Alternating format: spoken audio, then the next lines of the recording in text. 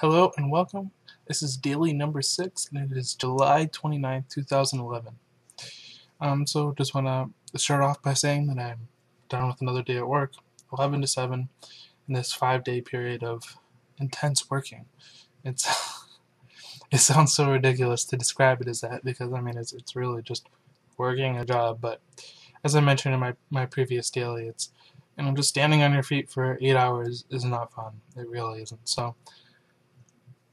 But I'm trying to be optimistic about it. I only have 2 more of those left, so I've already gone more than halfway through this thing. So 2 more days of that, 8 to 4 tomorrow and 8 to 4 on Sunday, and then I get 3 days off, 3 days to relax a little bit.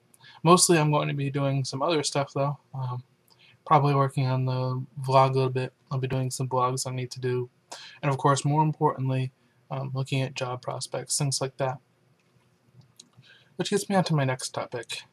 I mentioned in one of the dailies a bit back that I had sort of a plan for things, and I don't remember how much I said, but essentially it came down to things we're looking up, and that was in regards to my loan situation. As you know, I have graduated college and I have a bachelor's of arts in psychology.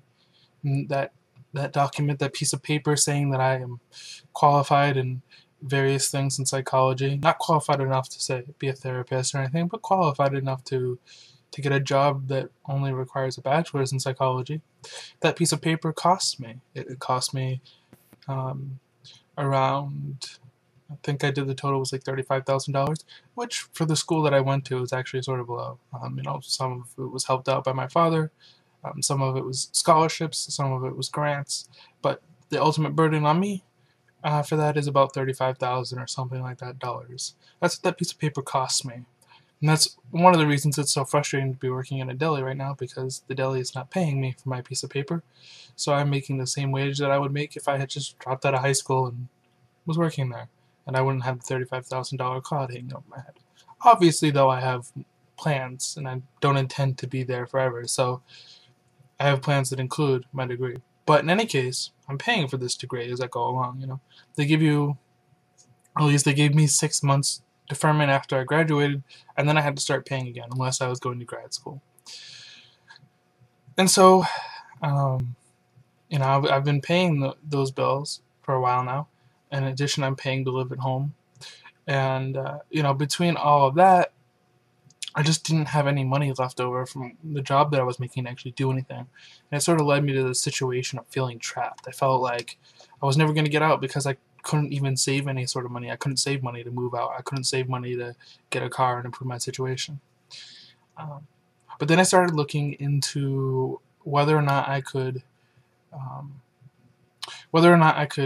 reduce the loan payments, defer the loan payments, something like that, because I felt like my income was so low, it didn't seem fair that I should be strangled by this right now.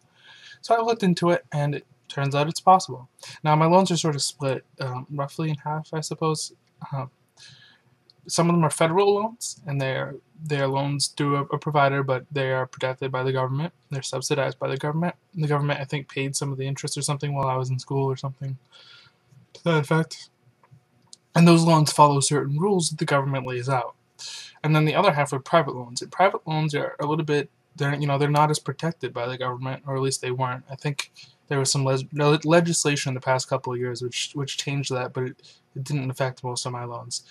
But essentially, they weren't as protected, so they didn't always follow the same rules. Anyways, for the federal loans, if you make below a certain amount, it's set at a certain amount minus the poverty level. I don't know, some formula. It's pretty simple, but I don't really care to remember. Essentially, though, if you make below a certain amount, then you can get your payments lowered, potentially by as much as getting the payments lowered to zero. Now, this doesn't mean that I don't owe the money on the loans. It just means that I'm not responsible for paying for them for however long it takes until my income actually exceeds that amount. Now, the downside to this is if I'm not paying for them, the interest is still building up on them. So, as interest builds up, it means that in the end, I'm actually going to pay more for them than if I was paying them down right now. So it's not like it's all positives by reducing it to zero. But reducing it to 0 means that if I can't make a payment, then I don't have to worry about running default and running my credit score. And more importantly, it means money in my pocket, which I'm going to get to in a moment. Now, with the private loans, it's a little bit different. The company actually has to feel like they should be doing this. I mean, in the end, it doesn't hurt them because same situation. Interest is still accumulating on these, so I'm still sort of paying more in the end. But um, it's I mean it's up to them to choose whether or not, I suppose. And maybe that's different now with the legislation. I don't know, but that was essentially the way that I understood it. So I called them up, and when I called them up, they agreed and actually reduced it to, it wasn't 0 like the federal loans, but they reduced it to I'm paying off the interest, which I think comes to something like $50 a month or something, you know. And so I was happy with that. That's a significantly reduced amount, and that's where I'm at with those now. All I'm doing right now is waiting for the federal loans the application to go in for that, because I actually had to prove my income and stuff like that for the federal loans, and so I'm sort of waiting. I think I might call next week. I don't think the letter is actually going to be there yet, but I will call next week and sort of see what the process is with that. And the hope is that I will actually qualify and that I will get it reduced down to 0. Now, with this extra money that I'm making that I'm not paying towards the federal loans each month, I'm going to be saving up. And I'm going to save up and I'm going to buy a car. Once I get a car, I'm going to get some insurance. And once I have the insurance, I'll be able to drive the car around. Now, the benefit of driving the car is that I have access to more jobs. That's the plain and simple of it. About 3 months after graduating, I actually could have had a job. It was like I think graphic design work or something to that effect for a newspaper. It was just someone that played a game that I played knew of this job. A great networking opportunity, and I could get it. It was like $15 an hour, which was great, except it was in Billerica, Massachusetts, and I couldn't get there unless I had a car. So because I didn't have a car, I didn't get the job.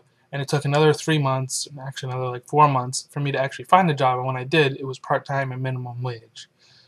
So the fact that I didn't have a car actually meant that I lost out on an opportunity. So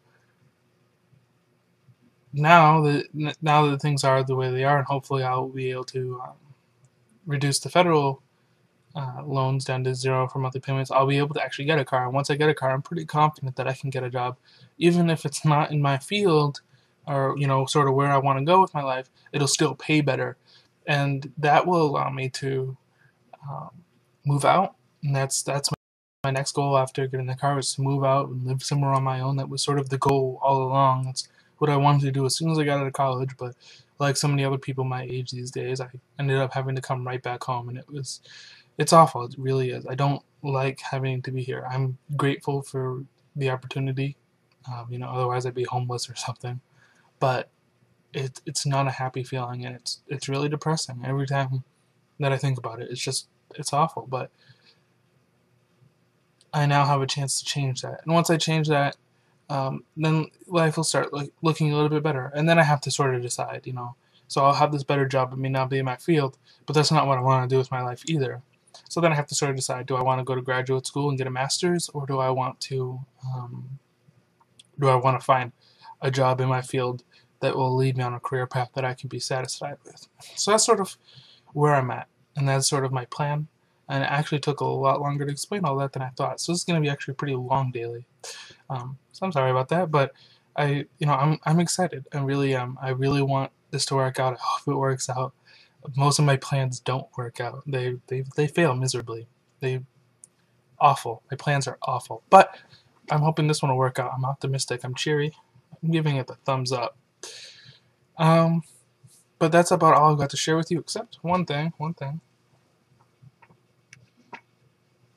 I like to snack far more than I should, and I will have to cut back on it eventually. Otherwise, I'm going to end up like a big round ball. But tonight, I worked all day. I'm tired. I wanted to eat something. So I made a combination of Ritz crackers, peanut butter, and strawberries to create my very own fancy snack. And I'm going to share it with you, I think, if you can see it. There we go. See, a Ritz cracker, peanut butter, and a strawberry. So you get to sit there and be jealous, and I get to sit here and eat it. That's all I got for you today. I will hopefully see you this Sunday with a vlog.